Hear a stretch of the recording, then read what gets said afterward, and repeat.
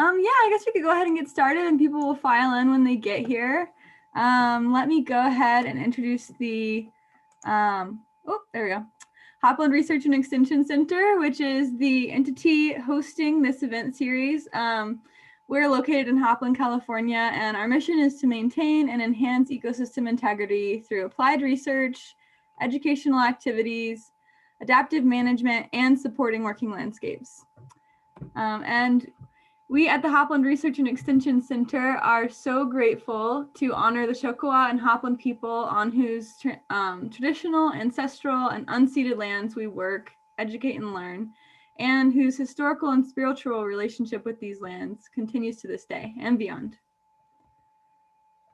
We've got a great lineup of speakers tonight. Our first speaker will be Dr. Elena Quinn Davidson, who is a cooperative extension fire specialist. And we'll also be hearing from Linda Mcelwee from the Mendocino County Resource Conservation District, Mike Jones, another cooperative extension advisor.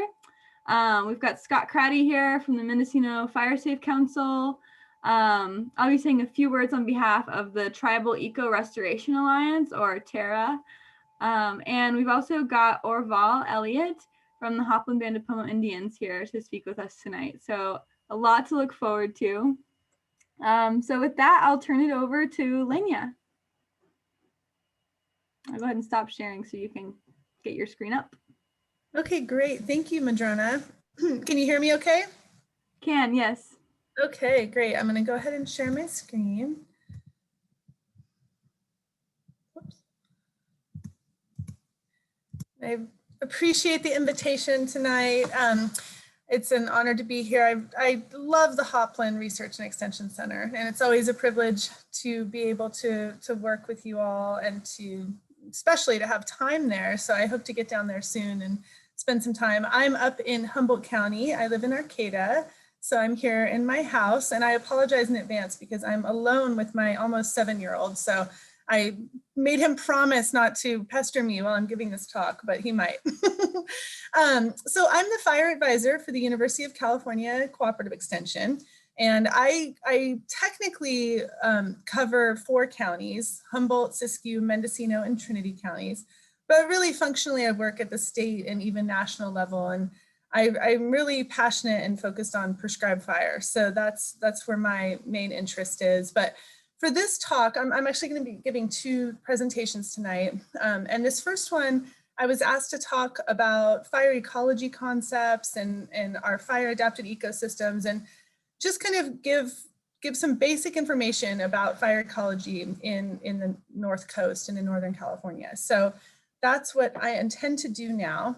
And what I always like to start with is just recognizing how important fire is to our landscape in California, our landscapes, our ecosystems. We have so many, so many of our most beloved landscapes and habitats and ecosystems are fire adapted or fire dependent.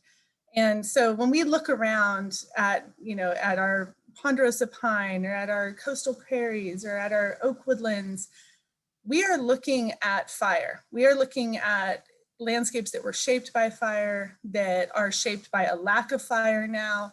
And we really need to learn to see the forest for the fire, right? Because fire has been the dominant force on this landscape. And so pretty much anywhere you are, you're going to have some kind of fire story that you're picking up on, or that you're not, that you may not even be noticing. So I like to use the example of our lupin, and this year has been an extraordinary year for lupin, at least here in Humboldt County. I don't know about down in Mendocino County, but lupin are just exploding all over the place. And this picture that I'm showing here is the Bald Hills of Redwood National Park. And in the Bald Hills, they're known for their lupin blooms. People actually flock here to come see the lupin blooms. And what we know about the lupin is that they come back in full force about 2 years after fire. And the Bald Hills have been maintained with fire for millennia, first by Native people, then by sheep herders in the early 1900s, and now by the National Park Service. And the use of prescribed fire is what has maintained these oak woodlands, these deciduous oak woodlands. And they're such an important component of Redwood National Park because you have this landscape that's dominated by conifer forest. And then you have these incredible open prairies and woodlands and these lupin blooms that come back 2 years after burns. So you can actually kind of plan out your visitation to Redwood National Park to see these lupin blooms by knowing what the fire regime is there and by their use of prescribed fire. So I think there's such a beautiful story about, fire on the landscape and how you might not know by looking at this beautiful scenery that this is a fire story. And so that's what we see everywhere in California. So here are a couple more examples. On the left is Elk Head in Trinidad. And I'm sure a lot of you, if you're in Northern California, have been to this area and you've maybe hiked on these trails up by Trinidad or by Arcata, where you go through these weird spruce forests. They're so branchy and there's all this dead brush in the understory and they're kind of magical. Like if you were a kid, it would seem like this magical world. Well, what I see when I walk through there are encroached coastal prairie. These are prairies that used to be maintained with fire and in the absence of fire turned into first a brush field and then a spruce forest. And so we can see that. And when we walk on this trail and when we look at historical imagery of this site, we know that this wasn't a forest until about 50 years ago. And so it's so interesting to just know, to be able to pick up on some of those clues. Are these natural forests or are these landscapes that actually had fire taken out of them? On the right is a deciduous oak woodland that's in an advanced stage of conifer encroachment. This is in eastern Humboldt County, but this is a white oak woodland and you can see the oaks leaning for sunlight, right? They probably used to look quite a bit like this, but now because of the lack of fire, those conifers have grown up. We did an age study where we cored a bunch of oak trees and conifer trees in this area. This was actually one of our plots in this picture on the right. And those oaks are about 125 years old. And those firs are about 40 years old. And so when I look at this, I see an oak woodland. I see something that used to have grass and wildflowers and animals. And now it's this kind of dead conifer forest that has no fire and no disturbance and really almost nothing growing in the understory. So again, it's a fire story. And if you walk through there, you might not see that. But if we start tuning into the role of fire and the way that it shaped our places, we start seeing a lot more. So I think those are two really good examples that are just local here. So I wanted to jump into some fire science concepts and terminology, because I think these are useful, for all of us. I think in California, fire is such a huge part of our life here. And there are a lot of concepts and terminology that we hear a lot, especially in the media, and that are actually misused quite often. So I thought I'd go over some of those things. The first one is fire. Oh, okay, I just heard like a weird echo. So fire dependent, a plant or ecosystem that actually requires fire to persist. And I share a picture of the giant sequoia because they're kind of a classic story of a fire dependent tree. Many of you may know this story about, years ago in the 1960s and 70s, they were noticing that the giant sequoia were not reproducing. There were all these beautiful old trees, but no young trees. And, people were having a hard time figuring it out. The National Park Service is trying to manage for these trees. They're trying to promote them. And there was no regeneration. Well, they started realizing that these groves needed fire to persist. They actually needed fire to come through and open up the soil and create that disturbance so that the seeds could germinate. So the use of prescribed fire became critical to maintaining the giant sequoia and regenerating them. And so they are actually a fire dependent tree. They actually require fire in order to persist. A fire adapted, which we hear more often, it's kind of a common term. We throw about the term fire adapted, but it means a plant or ecosystem type that's actually evolved to survive fire. So it doesn't necessarily mean something that needs fire, but something that has adaptations that allow it to survive. And so Douglas fir is a perfect example of a fire adapted tree that actually can benefit from a lack of fire easily. You know, fir loves a fire-free situation. But if fire does come through, especially mature Doug fir, they have thick bark. You know, they really can tolerate fire quite well. So they're a good example of fire adapted. And we have a lot of examples of fire adapted species and ecosystems in California.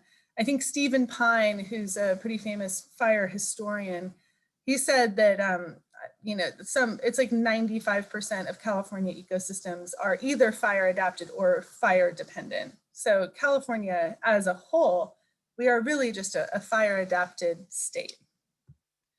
Now, fire intensity and fire severity, these are some of my favorites because these ones get used interchangeably all the time. And even fire experts sometimes use them interchangeably because it's just easy to say the wrong thing. But they're actually quite different.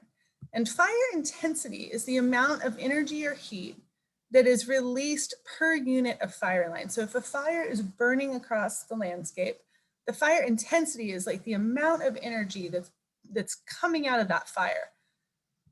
Fire severity is after the fact. It's kind of the amount of change that's caused by the fire. So these things are not interchangeable. They're quite different. And I'll give you some examples of that. So this is a longleaf pine. This is a baby longleaf pine.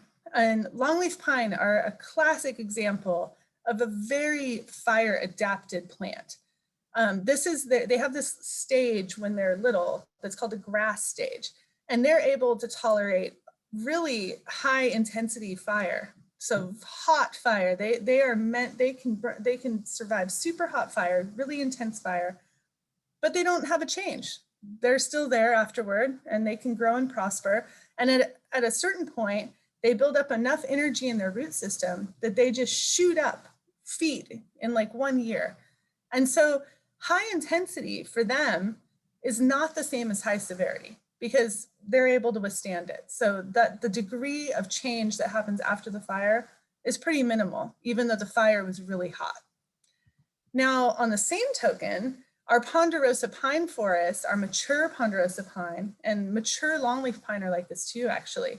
You could have low intensity fire burning through these stands, but if they've not had fire for decades, for generations, you know, we've suppressed fire, they build up these duff mounds at the base of the trees. So you probably all have seen a Ponderosa pine that has a huge mound of duff at the base.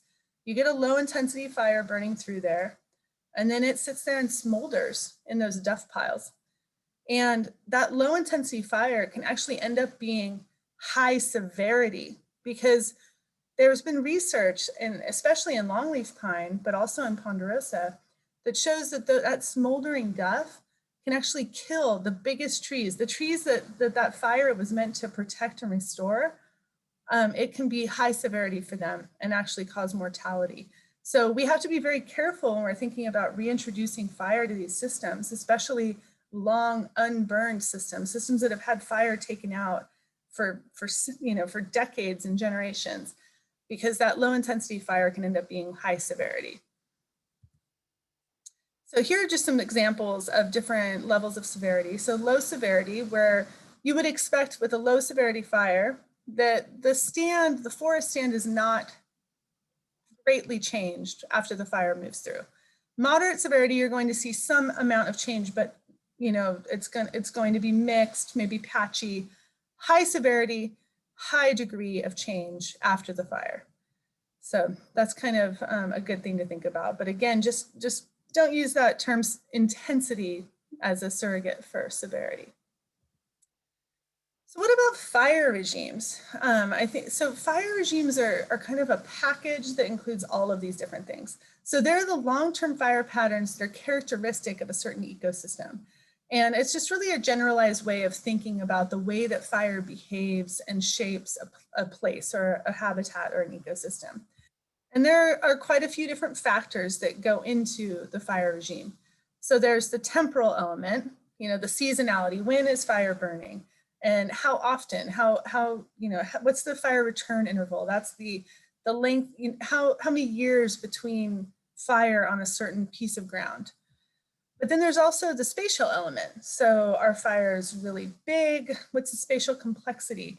These maps, you've probably maybe seen these. These are severity maps. So these help us think about kind of what's the layout of the severity of a fire. Is it really patchy and really mixed, or are there these huge chunks of high severity or low severity? So that photo on the right, or that map on the right, is the Moonlight Fire on the Plumas National Forest, which was one of these early fires where we saw these really unprecedented patches of high severity, just really huge.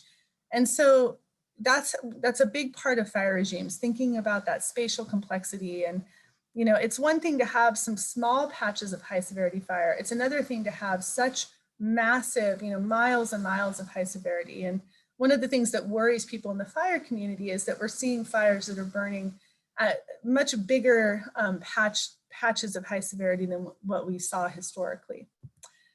And then just the magnitude, you know, what's that intensity look like, and the severity, but also the fire type. Are we seeing fire that's burning in the crown, or is it understory?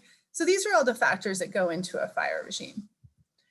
And I really like this. This is a land fire map of fire regimes pre-European settlement for the United States. And I think the major takeaway from this is that 43% of the United States used to burn frequently pre-European settlement. So everything that's in the maroon and the pink, those are areas that were burning at least every 35 years. And a lot of that much more frequently. I mean, we're talking like every 5 to 10 years.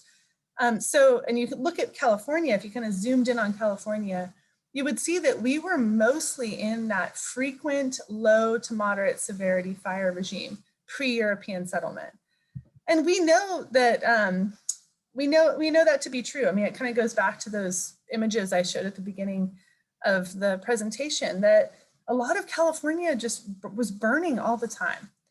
So what determines some of those long-term fire patterns? Like if we're looking out on the landscape, I'm looking out my window right now and I'm looking at redwoods, what are some of the clues to what the fire regime might be? And I include redwood litter on this picture because redwood's this really interesting tree that has super flammable litter. It has all these adaptations that suggest that it's highly fire adapted. It's one of the only conifers that can resprout. It has super thick bark that's basically not flammable. And we know that redwoods had fire all the time. I mean, some of our redwood forests in the drier parts of the redwood extent burned every 10 to 15 years. So these are some of the things that we look at when we're trying to think about fire regimes and these long-term fire patterns. And we think about climate and weather, ignition sources, the vegetation, like I was just talking about, landscape characteristics, like how steep are the slopes, and you know what's kind of the layout of the land. But one of the things that I think people forget to talk about when we talk about fire regimes are humans, and how important people are actually as elements of the fire regime. And so we know in California from some research by Scott Stevens at UC Berkeley and some of his colleagues, California used to burn about 4.5 million acres a year. So that's pre-European settlement. That was their estimate on the low end of how many acres burned every year in California. And a lot of that was people using fire. Now, last year in California, we ended up having about 4.2 million acres burn. Isn't it amazing that that's not even commensurate with what the historical annual acreage was that Scott Stevens estimated? Well, I think it makes sense. I mean, California had so much fire, and it's hard for us to even fathom that right now. We've kept fire out of the landscape for so long.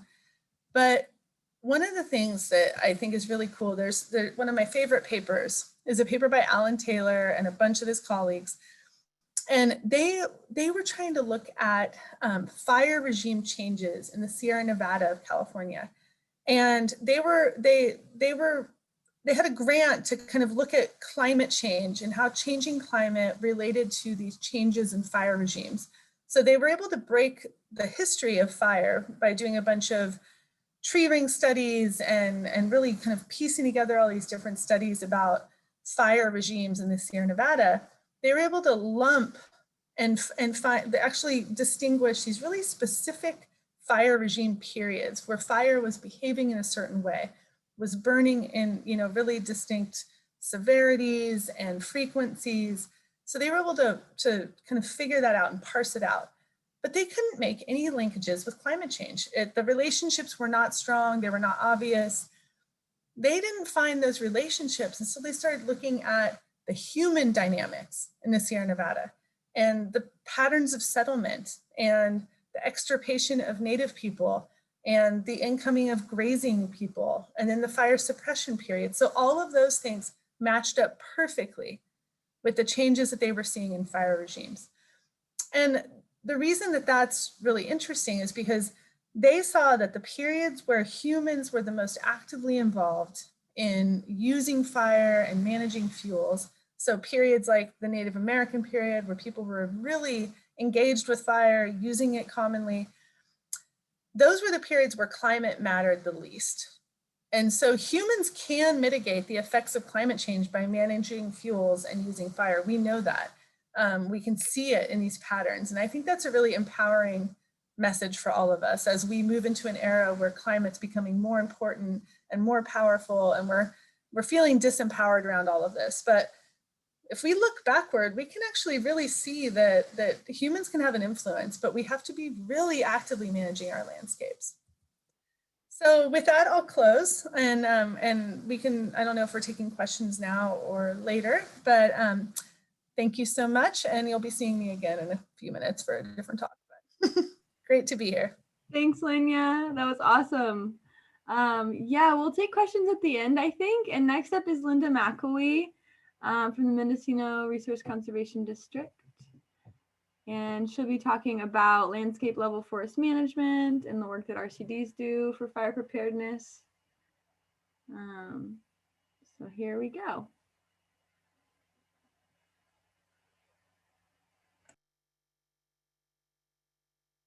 You're still muted, Linda. Can you see my screen? Am I on the slide here? Or? I can, yeah. It's not in presenter mode yet, though. Okay. There? We're good? Looks good, yeah. Okay, thank you very much. It's really appreciate the opportunity to be here and talk about forests. I am not a forester with the Mendocino RCD. I am a watershed coordinator stepping in, covering for our team for talking about stewarding forests for health and for resiliency. So just a little bit about who we are. The Mendocino County RCD is a non-regulatory, we're a special district of the state. Kind of think of us kind of like as fire district or a community services district. And we provide assistance to communities to voluntarily conserve, protect, and restore wild and working landscapes. And I'm not going to read the whole slide to you, but, and I don't know if I can move this out of the way maybe, so you can see my slide. But these are the things that we base our sort of guiding principles on down below, if you can see those. And sorry, here we go. So just a little bit around about our forests here in Mendocino County that we have, we're a huge county, maybe not compared to when you get further up north, but above this, the Bay Area, we kind of explode into 2.2 million acres, and it's about 82% of the total land base is privately held here, which is a little bit different than some of the other forested counties up north. Over the half of the county is forest land, and again, of that forest land, 90% is privately held and 10% is public. So just, when you think of Mendocino County and our North Coast forests, one of the first things you think of are redwood forests. I think most people associate redwood forests with Mendocino County and these North Coast counties. And the redwoods grow just along the coastline from Santa Cruz up into Oregon. So we are in this unique belt of redwood forests. And but there's many other different types of forest here as well. So we have Doug fir, sort of mixed forest land. We have oak woodlands that are very important to us. In the Doug fir forest, we see madrone and bay and maple, and they're often very steep slopes. Basically, we have a very variable terrain with a lot of different soil types. And a lot of steep slopes, a lot of microclimates. And I think that makes a challenge even more so for us to be managing with all this variability, especially during climate change. So a lot of considerations going on now. Even on one property, you will have a lot of different types of forest stands. So the RCD forestry program is one that's just fairly new. I think it got started around 2017, 2016 by Mary Maeda. And the goal is to promote sustainable forestry and land stewardship through active management for both climate change resiliency and economic viability on behalf of landowners. And we provide forestry education and technical assistance to landowners. We help landowners understand the ecology of their forest land and how to manage for the future and resiliency, climate resiliency. And we we play a role as sort of through education to act as a catalyst in mobilizing community planning implementation efforts, a lot in partnership with the Mendocino County Fire Safe Council, who we'll be hearing from a little later as well. And then we also work to provide links to landowners for outside funding. So there's programs, cost share programs that are out there. We can connect landowners to EQIP, which is the NRCS program, Natural Resources Conservation Service. The EQIP program is Environmental Quality Incentive Program. And that program, basically, we have a local NRCS office that between the RCD and NRCS staff will work with landowners to implement projects, and they provide cost share incentives that, roughly around 50% of a project can oftentimes be covered. And then the CFIP is the California Forest Incentive Program. So CAL FIRE Forest Incentive Program. So that's through CAL FIRE. And those are another cost share program that will also has an important aspect to help landowners develop forestry management plans. And so these are resources that we help landowners connect to. And then we also, we apply for grants. The RCD can apply for grants on behalf of landowners and groups of landowners. We've done a lot of different grants that have been related to the fire recovery programs in Redwood Valley and up in northern parts of the county to help come in and to give assistance to landowners for forest management post-fire and developing plans, but also implementing those plans. So I know that there's a couple people on the call that have benefited from some of these efforts where it may entail coming in after a forest fire and doing some sustainable removal of perhaps some trees that could be still used for lumber and to reduce further fire risk, and also replanting. So I wish Mary was here to tell you more about those programs, but another exciting program that the forestry program at the RCD has developed involves a biomass generation project that's in partnership with the Hopland Research and Extension Center. That they've developed a very important pilot project that is just now being implemented at HREC, which it's called a power pallet. And they are basically using fuel load reduction material that has come out of the burned areas or in mitigation areas to prevent wildfires. And the material is brought to Hopland and is chipped and then is fuel for these biomass generators that are now connected to the PG&E, or will be, if not already, but on their way to be generating energy to provide supplement energy for Hopland Research and Extension Center. So forests in Mendocino County are one of our great resources that we have for sequestering carbon.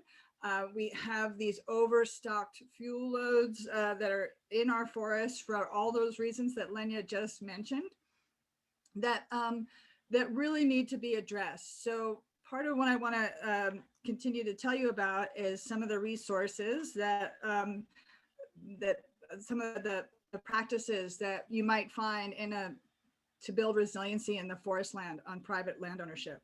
So we've got, and also public lands. So shaded fuel breaks. So you can see at the top, and then below that is after the treatment. And so you can see that you have all these overstocked fuels, and then before treatment here, and then after treatment. So often these shaded fuel breaks happen along roads or ridge lines, and they can, what can happen if you've got a fire moving uphill can basically break the, if you're in if it's a very high intensity fire, I think that's the right language, that could be burning uphill. If it gets to an area like this, the idea is that you get the ability for that fire to basically get out of the crowns and down into the forest floor for either just as a less intense and less severe fire impacts. And so oak woodland restoration. So you can see on the top and then down below, basically we have our oak woodlands are being encroached upon by Douglas fir, as Lenya showed that really powerful photo of the oak woodland reaching for light, and overtopping they grow so fast they overtop the oaks and shade them out. And the oak woodlands are some of our most biodiverse and important habitats in California, in the world, and it's really, you know, and it's a management choice to protect that biodiversity. And it's you know, this is one thing that's happening, is we are really losing our valuable oak woodlands for their biodiversity because of this fir encroachment. So this is a big deal that you can get some cost share assistance for through NRCS, and reach out to the RCD for some more information. In terms of stand improvement, this is a forest health practice here. And so you can see that we have basically in areas, it's sort of using a masticator oftentimes is the most effective, but you can also do it with handwork, is just clearing and thinning in between the large, you know, the trees, so that you're removing some of that fuel load. Now, this is where I will get to the point where it's important to, as much as you can, is to have advice from a forester, and certainly there's things that landowners can do on their own with studying the landscape and understanding more around forest health practices. There's many things that landowners can do with just handwork. The forest, as a watershed coordinator, and I also work a lot on forests on flow enhancement, and our creeks and streams are experiencing extreme low flows, as many of you know, and that our salmonids, our steelhead and coho salmon, rely on those flows. And so there's a relationship to our forest health, not only to the safety of our communities, but also to these important species and the health of our watersheds.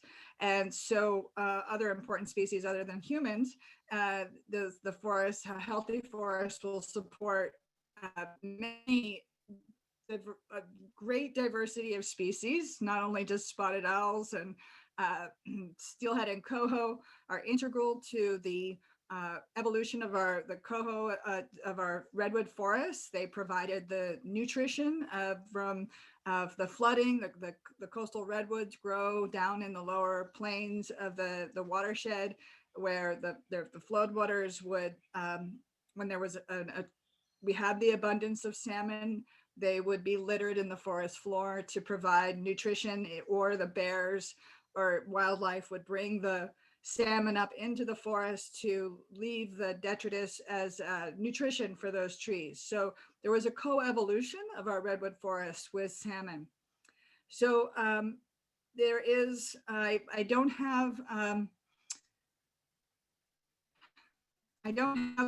research paper to share with you. I'm just going to tell you that there is research being done, and it's been done for a number of years and becoming more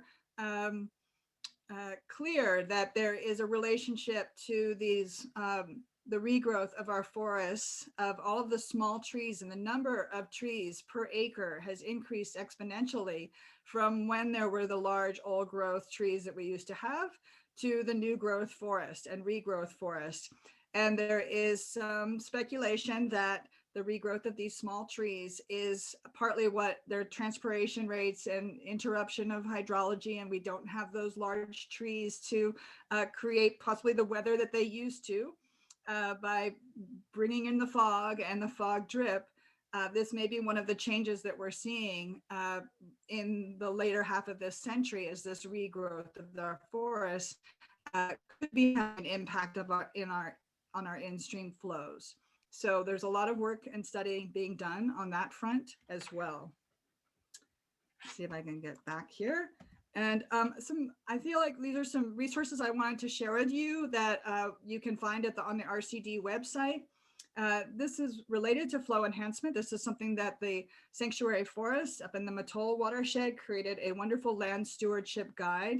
And this is just one example of the importance of restoring the sponge, the soil sponge and the forest sponge, that not only for mitigating and creating a sort of a healthy, like against wildfire, but also restoring flows in our streams. So this is just one small example of one thing that if you are doing some thinning of that can be done with possibly some handwork or some crews, is laying the logs on contour to slow and infiltrate the water. And there's some other examples in this land stewardship guide. There's also a water stewardship guide that you can download for free off of our website. And another program that is the Mendocino RCD helped to develop, Mary helped develop with the partners at Sonoma RCD, is this North Bay Forest Improvement Program. This is a pilot program that is sort of, I would say, the North Bay foresters'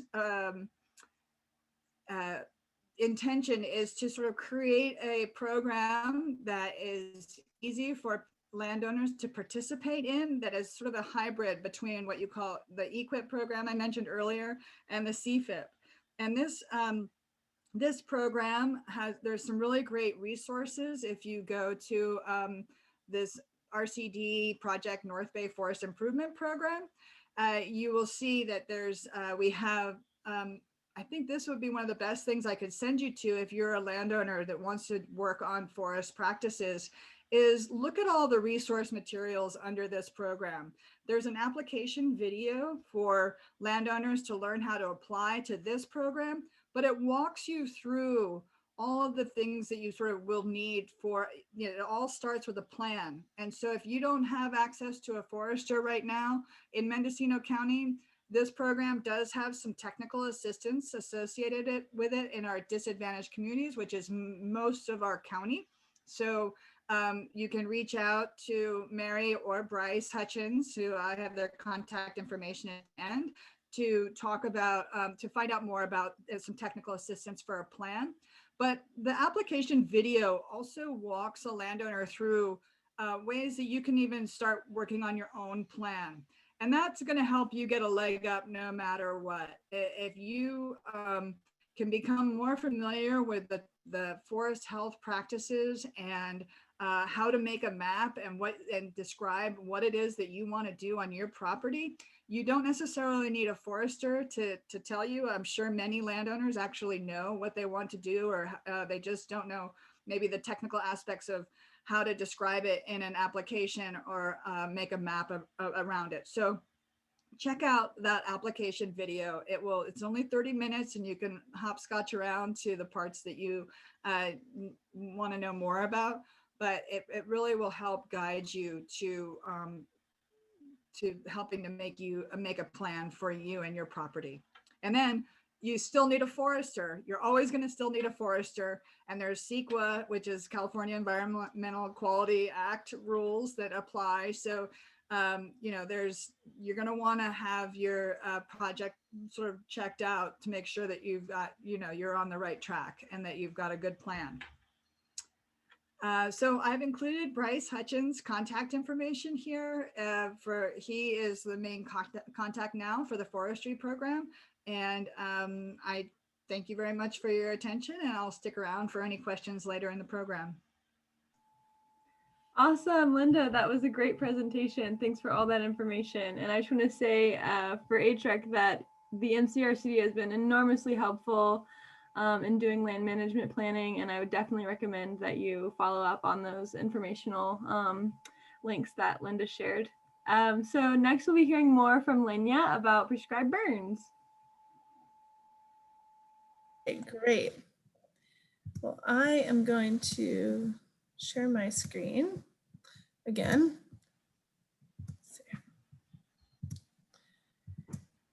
And I know some of you, I saw the comment earlier from Eileen about some of you having participated in the Prescribed Fire series that Mike Jones hosted earlier in like last month or whatever. So I'm hoping this section can be a little more conversational. Maybe we can have more questions, and I'll try to keep it kind of quick with the presentation, and then we can just talk if that makes sense, or move on to the next talk, the next presentation, because I know we're a little behind schedule. So I just want to give some examples of the ways that we're using prescribed fire up in Humboldt County, because I think it's helpful for landowners to, you know, just get a sense of the different uses. It's such a versatile tool. So in Humboldt County, we use it for fuels reduction, of course, and this is kind of the objective that gets the most attention, is reducing fuels and burning in forested areas, you know, really cleaning up some of that understory. There's really no better way to remove fuels than to burn them. And so if we can use prescribed fire to clean up forested areas, to actually consume the fuels, they will not be there when a wildfire comes through. So one of my favorite fire ecologists, Jim Agee, his like this funny quote from him is like, you can't restore fire without fire. And it's true. You really need to bring fire back if you want to restore that process. But we also use it for a lot of other things. So in Humboldt County, we use prescribed fire a lot to get rid of invasive grasses. So we have quite a few, we have at least a couple invasive weeds in our rangelands that can be managed very effectively with prescribed fire. So in these photos, you're seeing Medusa head, which is one of the worst invasive grasses in our rangelands. It's not digestible for cattle or for wildlife. But the nice thing about Medusa head is that it goes to seed later than all of the good grasses. So we can come in during this very specific time period in the late spring, early summer, and burn Medusa head, and all of the good grass has set seed, and the Medusa head sitting there with this green seed, you can see in that third picture, you know, its seeds are vulnerable and nothing else is. So we're able to use prescribed fire very strategically and well-timed to control those invasive grasses. Star thistle is very similar. It has a little bit of a different approach that you have to use and requires more follow-up, but same idea of setting seed later than a lot of other things. And then of course the conifer encroachment thing, which we talked about before and which the last presentation covered in great detail as well. Hugely important issue in our area. And we can go into these areas and use prescribed fire when the conifers are still really small. So you can see in these photos, those little tiny conifers, 20 years from now, those will be, we will need chainsaws to get those out of these oak woodlands. But if we can burn when they're small, we can treat hundreds and hundreds of acres in a day with prescribed fire. And one of my favorite ways to burn is in the middle of the winter, when the only thing that's carrying the fire is the oak leaves. And we can still have huge effects. All the photos you're looking at right now are either from December or January in Humboldt County. And we have done such amazingly effective work with prescribed fire in oak woodlands in the winter. So it doesn't take a really hot fire. Again, this can be a low intensity fire that has high severity consequences for those little firs. And it's one of my favorite kinds of burning. And then we also use fire in our coastal grasslands. So, coyote brush has done much the same as Douglas fir in the oak woodlands, where it's just in the absence of fire, taken over our coastal prairies. And so we're able to bring fire into those areas, usually in the early fall when we can get it to burn pretty hot. But we think we could do more in the winter as well. We just haven't yet in Humboldt County. But we see great effects, burning these areas, knocking back some of that coyote brush. And then we see those amazing lupin blooms. So if you see in this picture, this is all the same site before the burn, directly after the burn, and then 2 years after the burn with that beautiful lupin. And so we can use it really effectively to restore our coastal grasslands. So permits, if you're a landowner who's interested in using prescribed fire, it's actually impressive how few permits you need. It's not as bureaucratic as you may think. You only need 2 permits for prescribed fire on private lands. Year round, you need an air quality permit, and you may need a smoke management plan depending on the size of your project. Up here in the North Coast Unified Air Quality Management District, we need to develop a smoke management plan for any project over 1 acre. That is a little more restrictive than a lot of other parts of the state. And Mike Jones, I'm sure, knows for the Mendocino district what your requirements are. So maybe he can speak to that in the next presentation. But that one's required year round, the air quality permit. Now, the CAL FIRE permits are only required from May 1st until the end of declared fire season. And this is a really critical point because a lot of people don't know this, and a lot of CAL FIRE staff even don't know this, that if it's after the end of declared fire season and before May 1st, you don't need a permit from CAL FIRE to do any kind of broadcast burning or prescribed fire. So I always recommend calling them and letting them know what you're doing just so they're not surprised when they see smoke coming off of your property, but you don't need a permit necessarily. So just take note of that. Now, I think one of the things I figured might come up, and I figured we should just talk about it in the presentation and we can answer questions later, is about liability. And there are a couple different ways to think about liability. I think we tend to talk about it really generally and just say, well, what about the liability? And it's like this one thing that everyone's thinking about. But it actually has a lot of different facets to it. And there are different ways to think about liability. So one of the main things that people think about, and I think the primary way that we talk about liability is for damages caused by an escaped prescribed burn. So that would be, somehow the burn gets out of control and burns down the neighbor's house or something, which almost never happens. I mean, it's so rare, but that's what people worry about. And that's civil liability.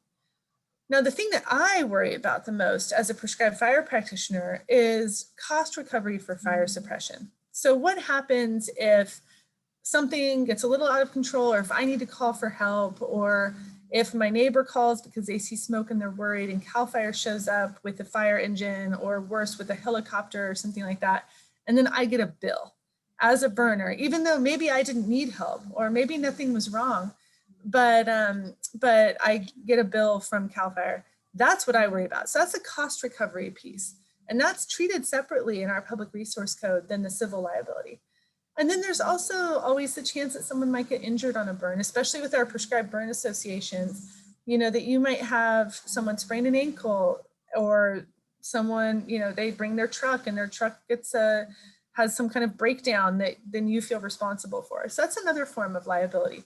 And we can deal with each of these forms of liability in different ways. Now, I think it's helpful to understand the national context for liability law and the fact that California is positioned in a certain way nationally around liability. So there are 4 general categories of liability related to prescribed fire. There's strict liability, and those are the states that no matter what happens, if something goes wrong and you cause some kind of damages, you are going to be liable. Then there is undefined liability, and those are the states that just don't really have anything written in their law about prescribed fire. So, you know, it's anyone's guess. It's going to be left up to having a case and then it being determined in court. Then there's simple negligence, which means that you would be liable for damages if someone could prove that you were being negligent, that you were not doing what should be done. And then there's gross negligence, which is really on the extreme end and the most conducive to prescribed fire. And that's, you would have to be proven to have been grossly negligent. So showing reckless disregard for safety in order to be held liable. And the states that have the most robust prescribed fire programs, like Florida, have that gross negligence standard. And it's not because people want to be acting in a negligent way. It's because people are less likely to get sued over little nitpicky details about their burns if they have that gross negligence standard. So, you know, with the way that it is with a simple negligence standard, it's easy to get picked apart with little fine details and get taken to court. In California, we have a simple negligence standard. So it's not horrible. It's a strict liability. You will not be liable for anything that happens under any circumstance. If you can prove that you were doing all the things you needed to do, then you're probably going to be okay in California. But I think there's a good argument that if you want to increase the use of prescribed fire, states should pursue a gross negligence standard for prescribed fire. But there are ways to mitigate liability. So, you don't need to worry about it as much as people do, because there's all these different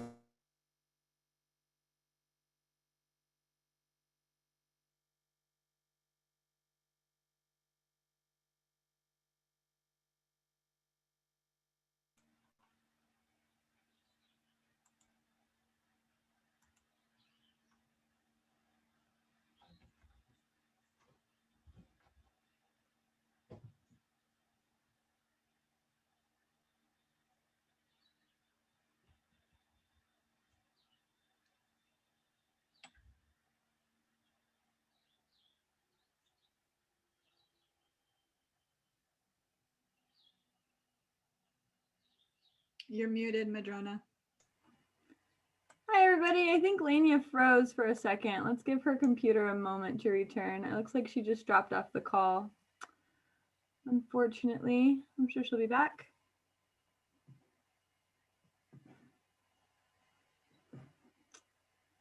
Let's just give her a minute here to see if she pops back on. And if she doesn't, we can move along. Let her finish when she comes back. Just while we're waiting, Madrona, I just wanted to mention a couple of things. First of all, this is being recorded this evening, and so we'll be sharing that out to all the registrants afterwards. We won't be recording the part where we'll have anybody speaking for the Q&A, but for all of the speakers, we will be sharing their presentations in the recording. So hopefully that will be useful to you guys. Also, I wanted to mention that this series has been put together entirely by Madrona Quinn, who is with us at the Hopland Research and Extension Center as part of the AmeriCorps program called Grizzly Corps, which is an association with UC Berkeley. And so I just wanted to give a hats off to Madrona for all the hard work that she's been putting in to get these series. And I know tonight I've just been writing down, there's so much information. I see Lenya is back in the waiting room, so I'm going to let her back in again.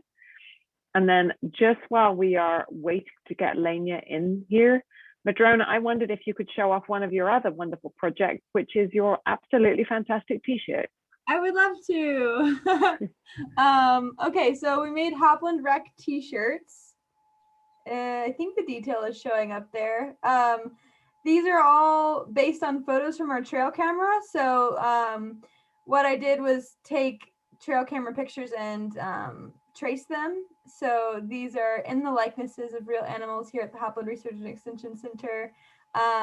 And Hannah can put that link in the chat. She got recently a webpage up about the t-shirts. So thanks to Hannah for getting that together too. And you can buy them, yeah, they're $30.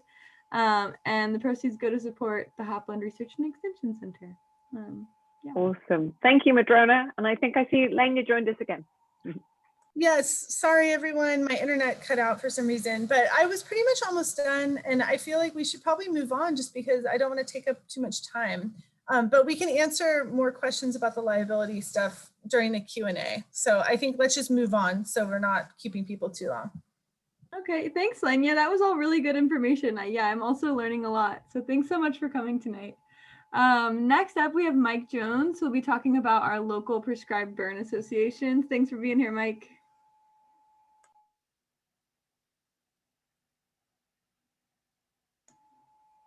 I think your headphones are keeping us from hearing you potentially. Are we good? You hear me? I hear you now, yeah. Okay.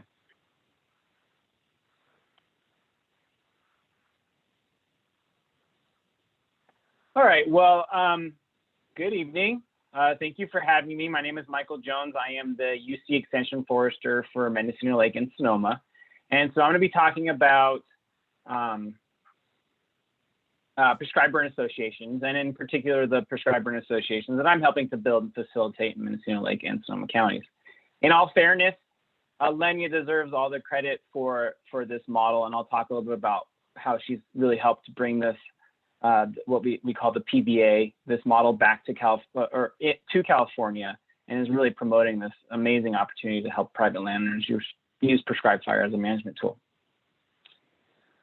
All right, so a prescribed burn association, or PBA, they're very fluid in how they're defined, and each county or region will have a slightly different idea of what it is to be a PBA. But how I look at, how my group looks at it, and how my groups look at it, my colleagues, is that it's basically just collaborative. It's like loosely grouped collaborative that's community based, and what that means is that really anybody from the community who's interested in using prescribed fire, or how we like to frame it as good fire, or implementing good fire and getting it back in the landscape, is welcome to be part of this group. And so that can be landowners and managers who actually want to use fire on their land, or the land they manage. It can be community members who don't have land but want to help use good fire, nonprofits, fire professionals, members from tribal communities. Anybody who literally wants to be involved in the process can join. There's a role for everyone in a PBA burn. And so what the point of this group is to bring everyone together who has kind of the same goals and missions and objectives in using prescribed fire, and pool our collective resources and knowledge to help conduct safe prescribed burning.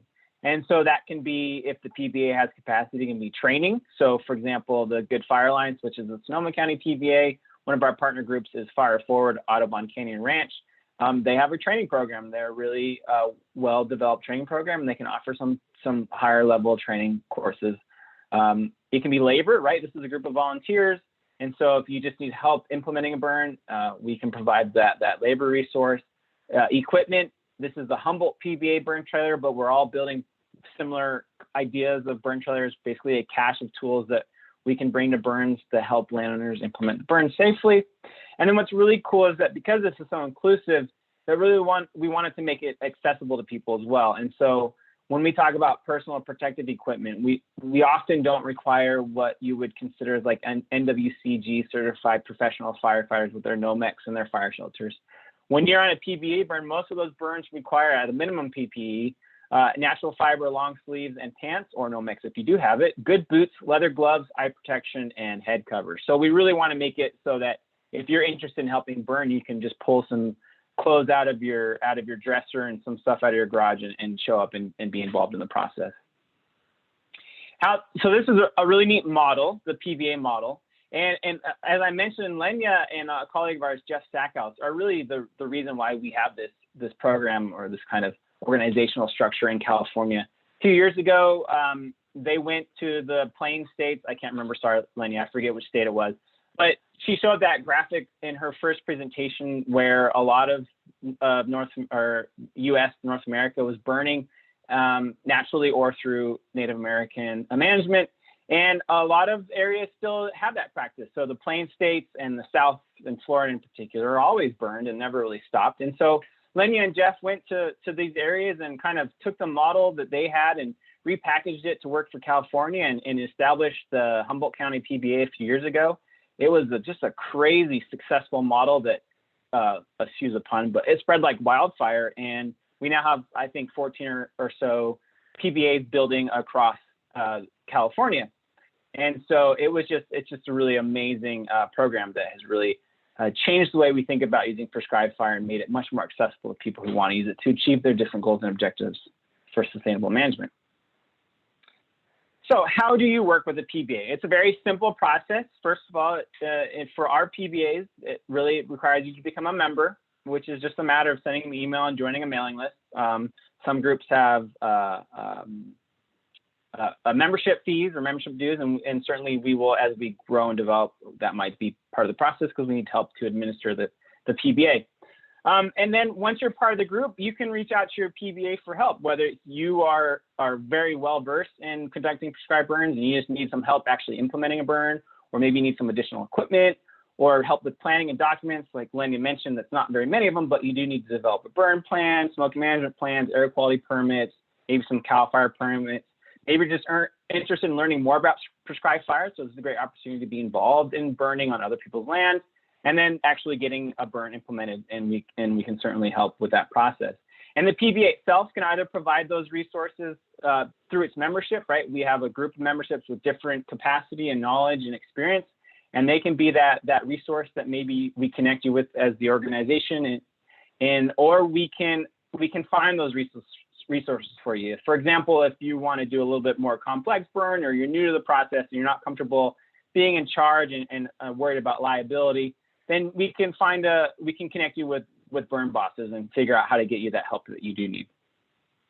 A really important part of this process is that PBA as an organization has to support the burn, right? And really where that comes from is it's a group of volunteers that are donating their time and effort and equipment and knowledge and experience to help a private landowner achieve a specific goal and objective.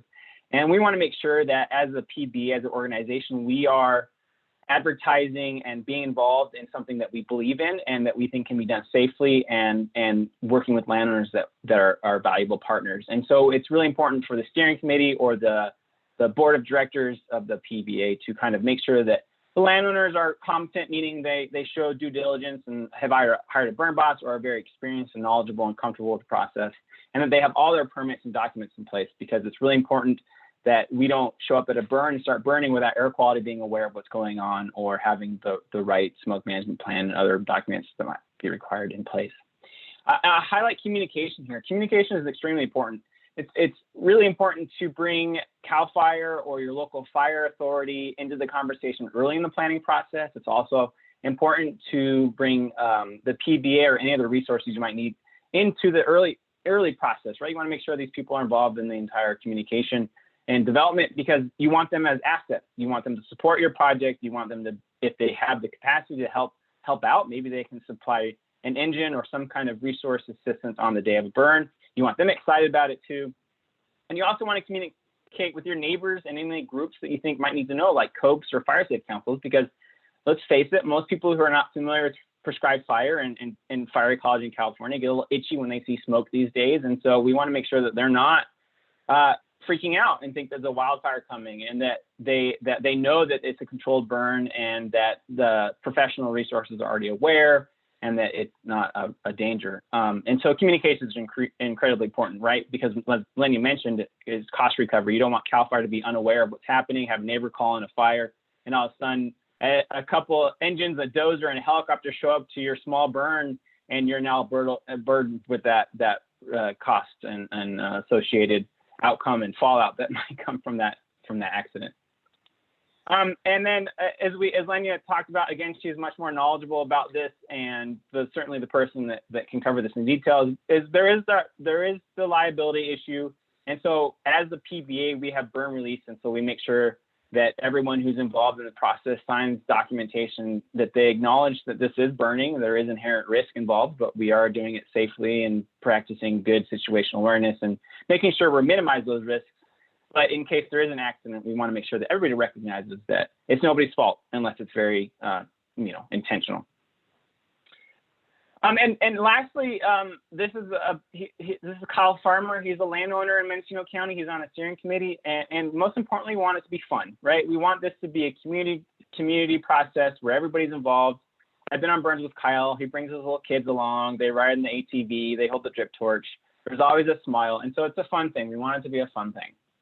And that means that it can be, you know, as simple as a blackberry burn in the middle of irrigated pastures where it's literally just a couple people with a drip torch and we're not really worried too much about fire behavior and spotting all that stuff. And it's just a few people there and we're having a blast. Hey, Or Mike, it can be a more complex burn where we have a burn boss in charge and some professional resources, some engines to help support the burn. And the PBA burn is a little bit more organized and more structured and a little bit more of a process to put together. But it's a whole spectrum of fun, simple burns to more complicated burns. The PBA model works exceptionally well. So lastly, just want to point out some resources, calpba.org, which Lenya already, I'm sorry. Could I just chip in? I think we aren't keeping up with the slides. We're seeing your, we're not seeing it in slideshow mode. Sorry. Okay. It's Thank all you. right. I don't know what's happening. My computer is being slow. I think my internet's not cooperating. Oh, that's Do you see okay. the resources? We're keeping up with what you have to say, just the pictures aren't going with it. What do you all see? So we see the main Prescribed Burn Association's PBA is the title. It never went away from that? Oh. Okay. sorry to Well, interrupt. don't worry. It wasn't anything important. It was mostly just pictures. What's really important are the resources, and I'll just post those in the chat box. I don't know where it is. I don't know why you can't see it. Sorry about that. Right, calpba.org, which Hannah just posted in the chat box. She also posted the UC Mendocino, my website for fire resources, which has more information about prescribed burning and, just fire information in general. And then I'll post the contact information for the Mendocino County PBA, the Lake County PBA, and the Sonoma County Good Fire Alliance. And then another great resource for all things about fire is the California Fire Science Consortium, which Lenya has a huge role in. And then also we have an A&R website called Fire in California, which is just a really nice repository for all things fire related as well. So that's all I have. I'm sorry, the pictures or the slide didn't work. I couldn't tell you what's going on. Everything was coming through on my end. So apologies, but I'll post those links in the chat box. So thanks. Thanks so much, Mike. Yeah, that was a really interesting presentation. It's great to hear what all the prescribed burn associations get up to and how you can get involved. Next, we'll be hearing from Scott Crotty from Mendocino Fire Safe Council.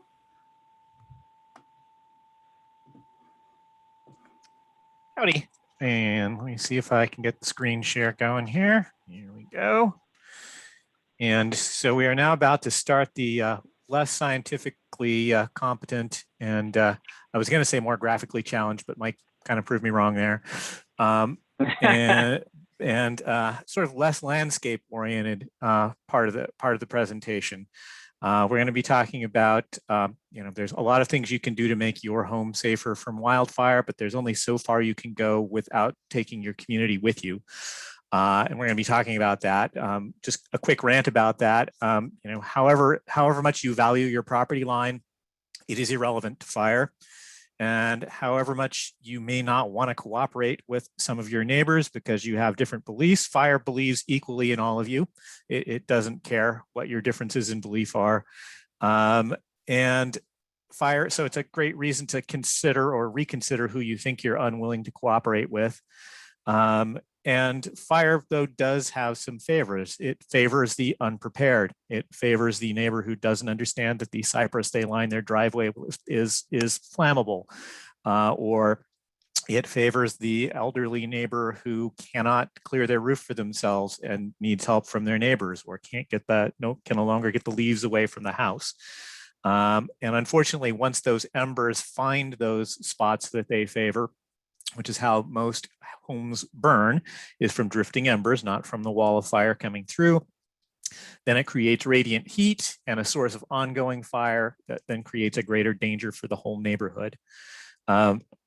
So the but there's, again, a lot you can do by yourself, but you can do a lot more as a community. And with that, I'm going to tell you a little about the Mendocino County Fire Safe Council, and I'm going to focus on one particular part of what we do.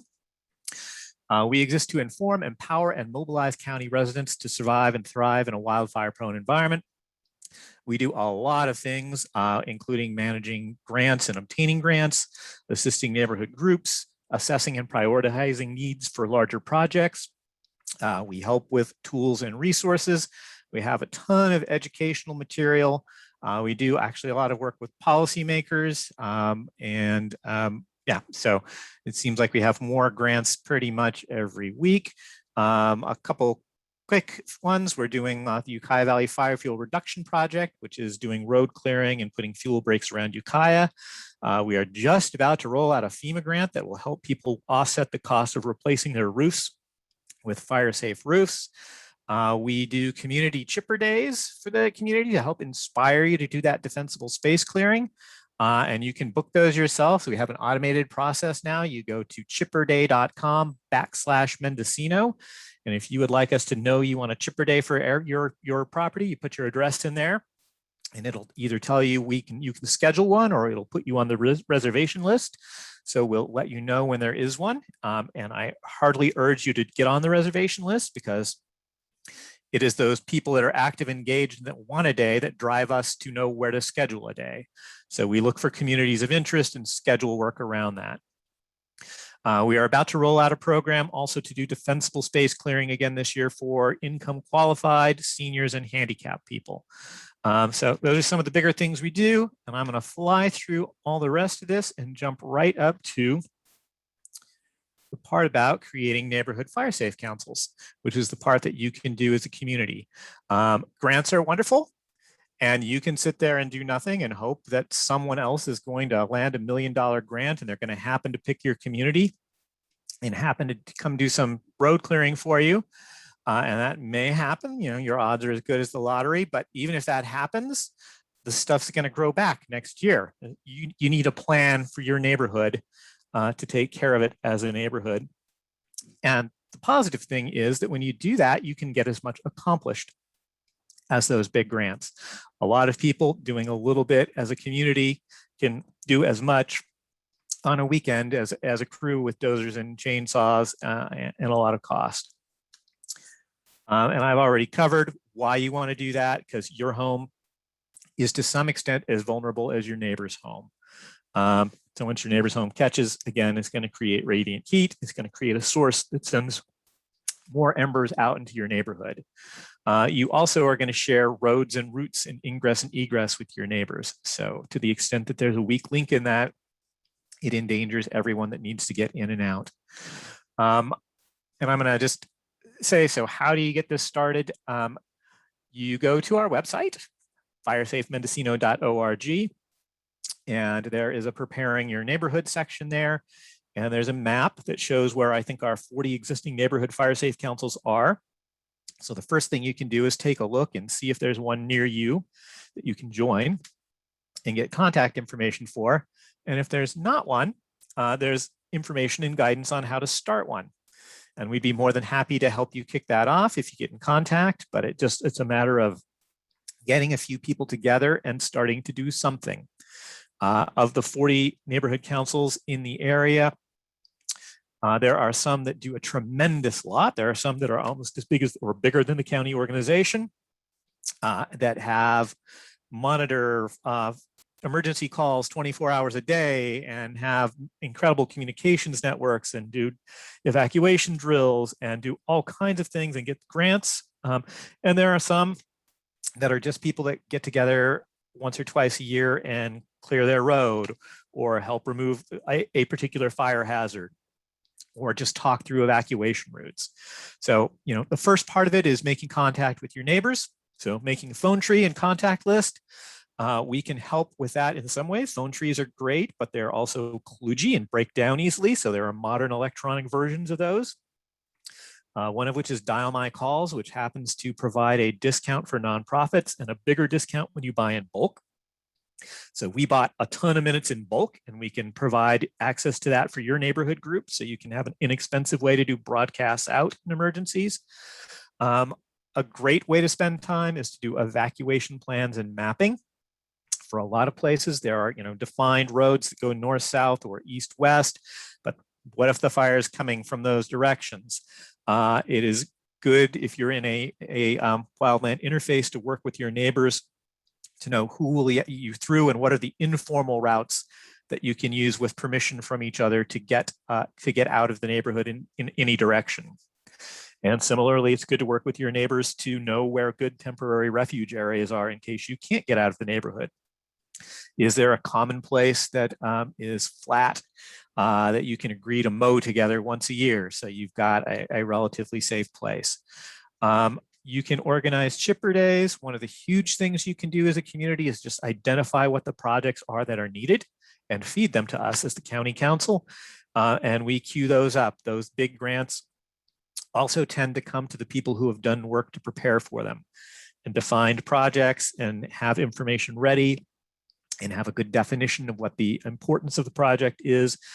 Because when grant opportunities come up, we grab those ones where we know a project is ready to go and plug them in. So there's a ton you can do. We have a heap of benefits for people who do want to organize, including a growing tool library. We can offer liability insurance for days of work.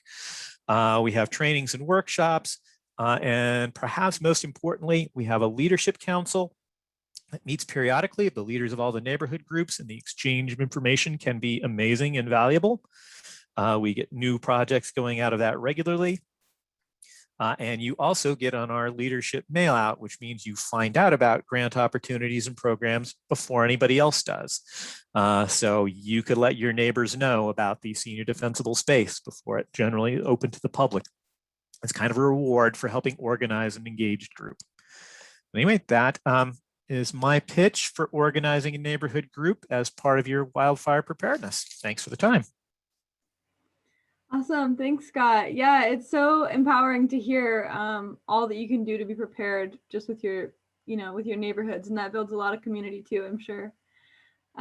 Next, we have Orval from the Hopland tribe, the Hopland Band of Pomo Indians, here to talk about the work they do with fire fuel reduction in our area. Orval, are you out there? Yes, I am. Can you hear me? I can. Yeah, good to see you. Yeah, good to be here. Thank you for inviting me. Good to see you, Scott. I'm just here to talk about some of the work that we've been doing in collaboration with the Mendocino Fire Safe Council. And it all started with a little sit down with me and Scott and Terry McCartney a few months back. And I just want to say how grateful I am to see these ideas back then turn into a reality now. And we got us a good little chipping crew. We got our chipper, and we've been doing a lot of work up in Brook Trails, Redwood Valley, and in Hopland. We actually started in Hopland with about 15 houses, the defensible spacing. Some of them we're going to have to go back to now. I've been looking at them. The grass is growing back, but a lot of the brush and the trees that we cut back are still good. But like Scott was saying, if you guys, if you want to get on the defensible spacing list, he gave you the link for that. And I'm glad he did, because I couldn't remember it. But so I'm just here to say, thank you to the Fire Safe Council for giving us an opportunity out here on the reservation to do some very, very important work. We were fortunate a few years ago, I think it was the Mendocino Complex fire, came right to the edge of our reservation, as well as the research center up there, because our lands are like adjacent there. But since then, it really opened our eyes to the possibility that, this fire, it can get us, and so we're trying to do everything we can to prepare for that and minimize the effects of it if it ever happens, and we've got our fingers crossed every day because we know it's fire season. And yeah, I just want to really come on here and say that thanks to the Fire Safe Council and thanks to the Prescribed Burn Association. We've been in contact with them too. We're looking at a couple of spots to do some prescribed burning.